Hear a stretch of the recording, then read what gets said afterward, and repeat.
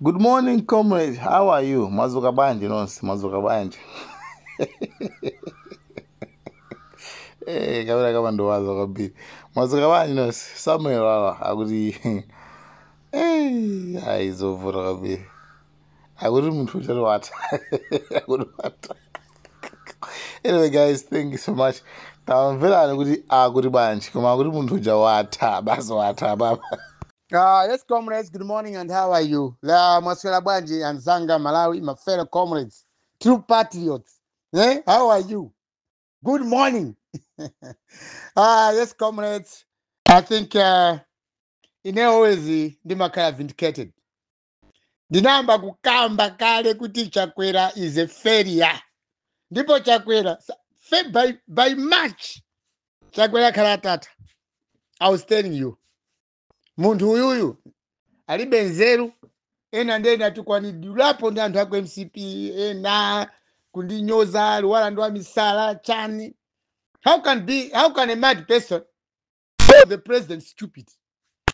Zona muntu wa misala from nowhere olo muntu wa misala mnjira mjaka maenda akuenda ma research basi kumutu kwana Chakwera pachakuti pako ndeti muntu wa misala meyo just wa misala ndi wanzeru.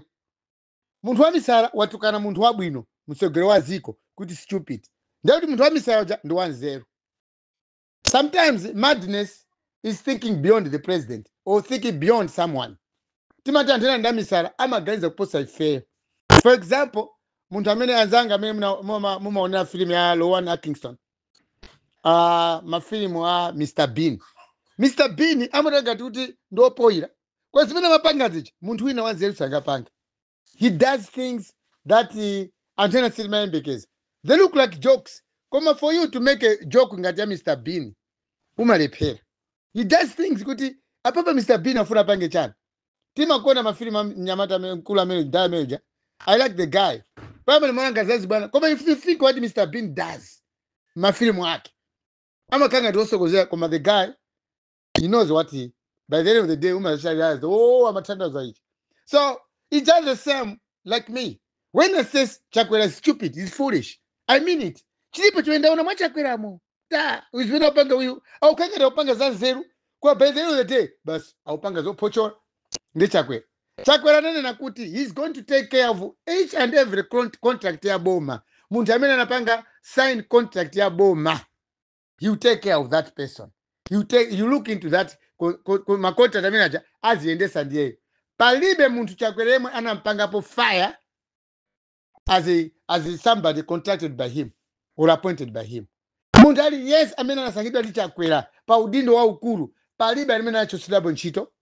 And there's no way there's never been a day where Chakwera wapanga assess and those amene anapasa ma appointment kuti akugwira bwa ntchito. Anthu atukamboma la Chakwera tukamboma without making assessments kwa anthu omwe analemba ntchito. Kakumera wa dani palibe assessment imene apangira kuti kodi wakujendani uyu wakunokima otingane wakunokima kuli bwanji nanga kumera kuli bwanji. Anthu amene anasankhidwa ndi Chakwera mu maofesi akulu kumakra ma directors director wa kumakra palibe assessment imene inapangikapo pa anthu amene wawo angogwira ntchito imene akufunira. No assessment kuti aone kuti credibility yawo imene agwira ntchito bwanji. Kungo asankha anthu osalondola zimene akupanga. Just like my contract at State House. Anthu amene anasangidwa kwa Graduate State House. No assessment. Amakwezedwa maudindo osafufuza kodi anthu amene akugwira ntchito yanji. Ndi chifukwa chake leroli Chakwera msona yawo akuyankhula zinthu zopanda pache. Because you can't come up with a good sona without assessing the people amene unasaka kuti akugwire ntchito, without assessing background. Kodi intelligence ya Chakwera, National Intelligence Bureau, yugwira ntchito yanji. It has never been assessed. So ntchito yopanda assessment imakhala yopanda progress. Even my job has never been assessed. Akalekwera kuti andipanga assess ineyo ku State House. I'm just giving you an example on a simple thing. As andipanga point ngati garden boy ku State House, grade Q imene andipasa Chakwera. Kuti Mr. Wala, with this grade ndakusankhani mukagwire ntchito ya garden boy ku State House. He has never assessed my job. Ineyo kufusa ntchito yanga kodi ngati guarded boy ndizigwira ntchito yanje auti ayi muzingokhala kunyumba muzilandira ndalama. That is why is such doing or in this way, in this manner amene Chakwera akaupangira treat ma appointees anthu amene amapanga appoint kumugwira ntchito without assessment ndizoweza apangisa sona ija kuoneka kuti Chakwera 4 years in office he has just been sleeping on the job. Apapa Chakwera is a crime he has committed. Muntu wawauza anthu wasankha anthu ndigwire ntchito apo anthu alisakugwira ntchito ukuwapasa masalale ena kuwapanga promote ena kuwapasa ngongole kuti so for 4 years Chakwera wapangisa boma lathu kukhala ndi anthu akuba ambiri. That's why chuma chathu sichikuenda bwino. There's a lot of thievery. Muntu ukamulemba ntchito umampanga assess. Ineyo Chiloweni mboma Chakwera, I've been assessing him. Koma samachita take advice. That's the problem. He's very arrogant. He's been very arrogant. Because if etinamika pampando tikumpanga assess iye akukana. Tamulemba ntchito Chakwera. When you assessing him, ichi chabwana msapange chonchi. Vice President msapange chonchi. He never listened to us. And even himself, what panga point if timugwire ntchito, he does not assess us. That's why this government has failed completely. So in simple terms, Malawians, today wake up. Chakwera watibera ndalama zathu, full stop. So walemba ntchito anthu omwe sakugwira ntchito. Aungolanda ndalama zathu za ulere. People who are not even been assessed. Basi mena kupanga. Sakwaona ya anthu amene anasankha amene akugwira ntchito. The 2,000 people anapanga employed State House ndi malo osiyana. Sakwapanga assess, aupanga chani. Ma project amene yamati aboma wapita ndalama mwakuti akupanga chakuti. Ma project tamva musona kuti wayankhula kuti kuli ma project. Tapita kumene kucha kulibe chilichonse. Where is that money? Imene budget, imene imachita pass budget ku parliament. Budget ya parliament yapita pass kangati. Where is that money? Imene amapanga rocket kuti akamanga nyumba za polisi, akamanga mazipatala. Where has that money gone?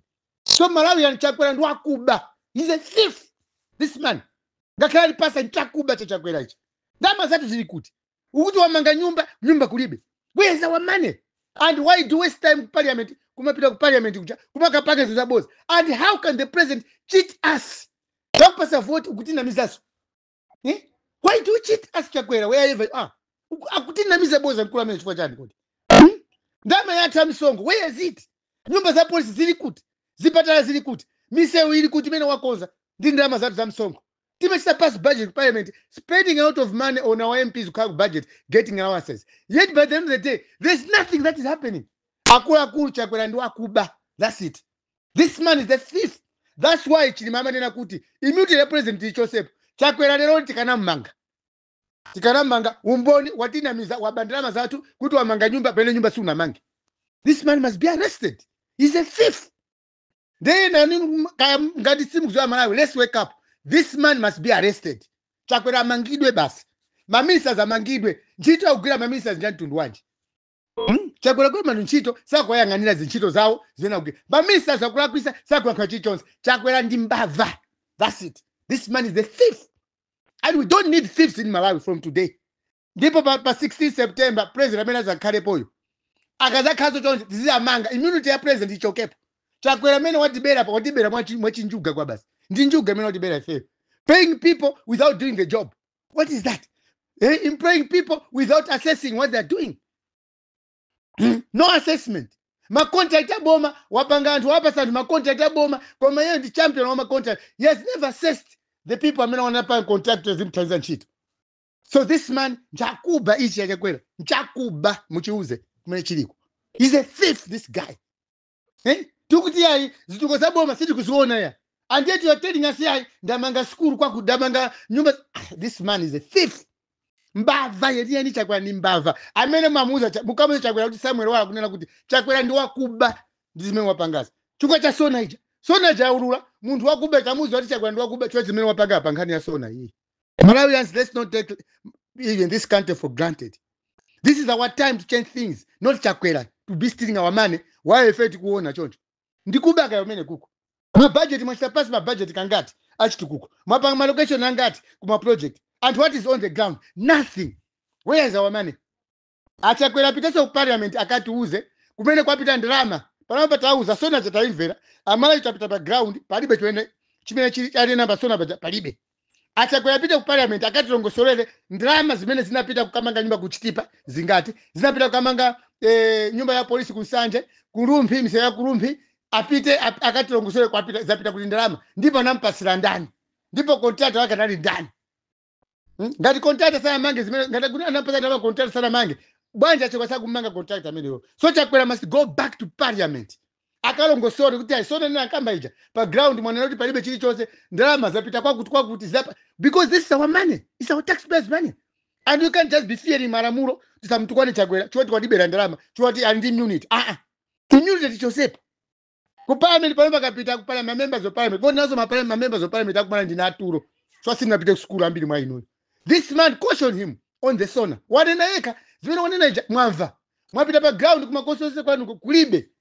This man wakubera ndalama zanu and has wasted your time inokubapanga zinthu ku parliament pamene yeye palibe china kupanga. Where does Chakwera take our money to?